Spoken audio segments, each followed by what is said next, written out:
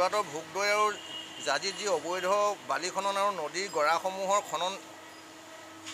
চলি আছে আৰু ইতিমধ্যে গৰাসমূহত থকা গছসমূহ মাফিয়াই চোৰাংভাৱে কাটি থকাত আমি সদৌ অসম দুৰ্নীতি প্ৰকৃতি সুৰক্ষা সমিতিয়ে বহুবাৰ যোৰহাট জিলা বন বিষয়া আৰু যোৰহাট আঞ্চলিক বন বিষয়া ইকবাল মহোদয়ক বহুবাৰ আপত্তি দিয়াৰ স্বত্তেও তেওঁলোকে কিন্তু কোনো ধৰণৰ সেই আপত্তিসমূহ আওকাণ কৰি কুম্ভকৰ্ণৰ নিদ্ৰাত পৰি থকাৰ সুযোগ লৈ আৰু সেই মাফিয়াসকলৰ লগত গোপন মিতিৰালি কৰাত কেইবাটাও ঘটনা সংঘটিত হৈছে। ইয়াত ইতিমধ্যে ভোগদৈত অবৈধ খনন কৰাৰ কাৰণে কেইবাজনো ব্যক্তিৰ মৃত্যু হৈছে আৰু যোৱা 25 তাৰিখে জাজি নদীৰ তামোল চিকাৰ যি জাজি নদীৰ গৰা আছে সেই গৰাৰ কাষত থকা এজোপা মূল্যৱান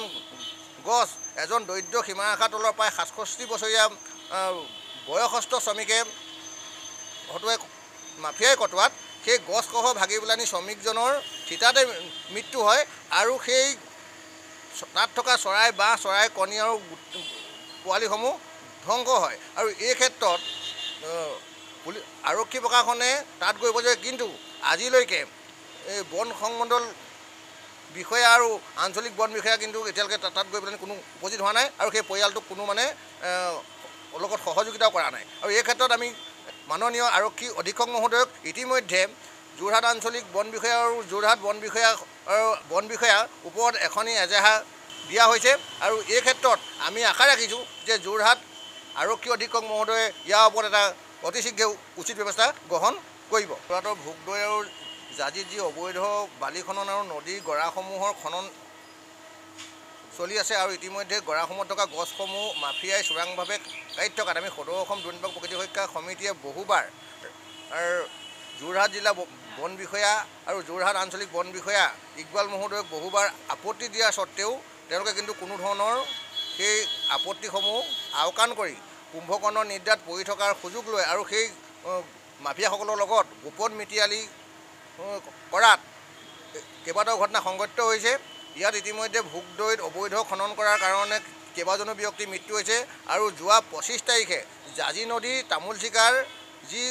জাজি নদীৰ গৰা আছে সেই গৰাৰ কাষত থকা এজোপা মূল্যৱান গছ এজন দৰিদ্ৰ সীমাৰেখাৰ তলৰ প্ৰায় 67 বছৰীয়া বয়সস্থ শ্ৰমিকে হতুৱাই মাফিয়াই কটোৱাত সেই গছসহ ভাগি পেলানি শ্ৰমিকজনৰ থিতাতে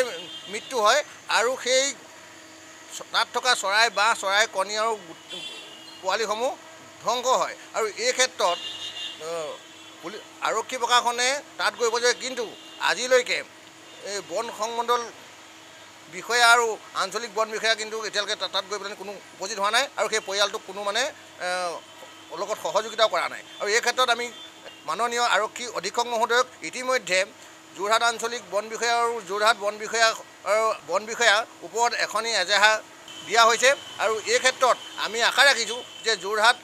আৰক্ষী অধীক্ষক মহোদয়ে ইয়াৰ ওপৰত এটা অতি শীঘ্ৰে উচিত ব্যৱস্থা গ্ৰহণ কৰিব।